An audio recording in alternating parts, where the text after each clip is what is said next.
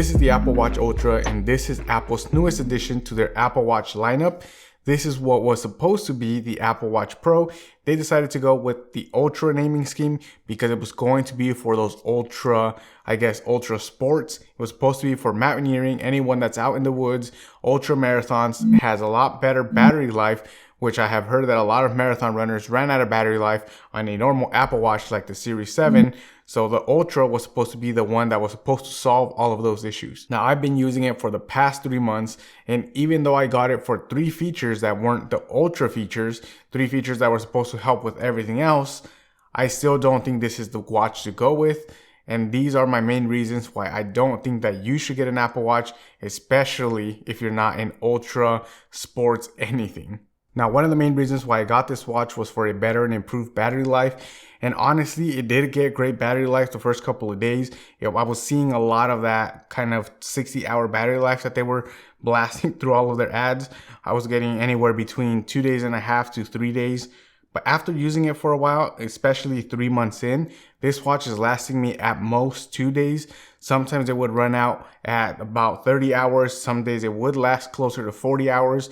But kind of having that uncertainty of not knowing exactly when am I going to need to charge this watch compared to something like the Series 7 that I charge every night, or in comparison to something like a Fitbit that would last me up to 5 days, then I kind of can get into a schedule of I need to charge it every night, or in the case of the Fitbit, I would need to charge it once a week. But just having that uncertainty actually caused me to run out of battery a lot more times on this. There was times in the morning, right before I'm about to go into work, after my morning workout, I was left with 5% battery life. And then whenever I charged it, it did go up to 20%. But then I was always in constant kind of a fear, I guess, that this will run out of battery, which I knew it wouldn't. It would last me a little bit more than that, but I was constantly having to have this on low power mode because I wasn't charging it constantly. Now, obviously a quick solution to that would be to just charge it every single night. But to me, at an ultra level, when you're paying twice as much as something like a normal Apple Watch, you shouldn't need to be charging it every single day, especially when it boasts 60 hours of battery life and it just doesn't stand up to that standard, especially after using it constantly. Now, the second reason why I really wanted the Apple Watch Ultra was because of its larger and brighter screen. It was a 49mm case, so to me that automatically assumes it's at least 4mm larger than the Series 7 or the Series 8. But unfortunately, you don't really get that much more screen real estate, or at least not any more usable than any of those regular Apple Watches. Before the Ultra, I did have the 7 and I was using it to type out messages on the keyboard, and I did make mistakes. I mean, it's a really tiny keyboard. The screen on the 7 is really small, and I thought maybe gaining an extra 4mm was going to make it a lot easier, and also having that flat display. But unfortunately, it didn't really help at all. All of the typing, I still made a lot of mistakes when responding to a message, and the keyboard was just as small. It might have been barely any bigger, but honestly, to my eye, it just looked the exact same. Now, as for the brighter screen, Apple did say that this is their brightest always on display. And honestly, I don't really see that much of a difference when compared to the Series 7. It is a little bit brighter, but really, you can always really read exactly what's going on in any of the other Apple Watches. So it doesn't really, I guess, gain any extra functionality by making a brighter always on display.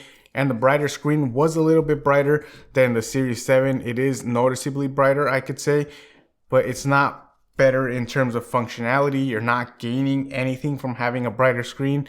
The 7 is still perfectly legible, as is going to be the 8. So there's not really much to gain there, which is why I don't think this is worth it if you're just going for a brighter display. And then the third reason why I went with this watch was because of this little orange button here. I'm not sure if you guys can see that.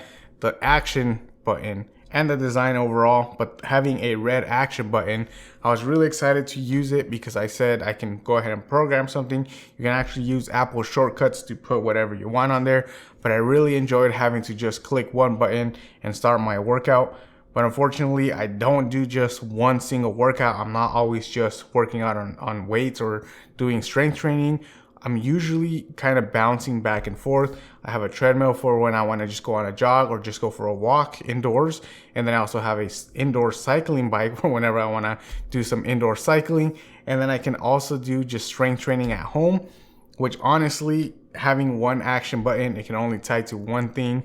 So I didn't really like that.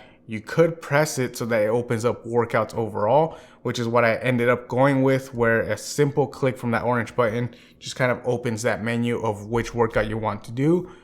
But again, it's not adding any functionality because on the Apple Watch face, you can just put the widget of the workout and it'll work just the same by pressing the widget rather than pressing the button on the side. In the end, I'm not saying that this is a bad Apple Watch. This just doesn't really gain you as much functionality over something like the Series 7 or a Series 8, and at least not twice the amount of a regular Series 7 or Series 8. So I recommend that instead of going for the Ultra, unless you really like the design or you really want that orange button, what you could go with is for a used one or a renewed Series 7, which is what I went with. And I managed to get the stainless steel graphite Series 7 with 100% battery capacity at just under half of what this one costs. But I'm interested to know, is the Apple Watch Ultra worth paying twice the amount of money as a Series 7 or Series 8 just to get a couple of features that really won't, I guess, make the watch any more functional than a regular Apple Watch? I'm sticking to my original review conclusion that this, above all else, it's still just an Apple Watch. It just has a different case design and a couple extra features that aren't really going to help you use your Apple Watch more. Let me know what you think down in the comments. Thank you guys for watching, and I will catch you on the next one.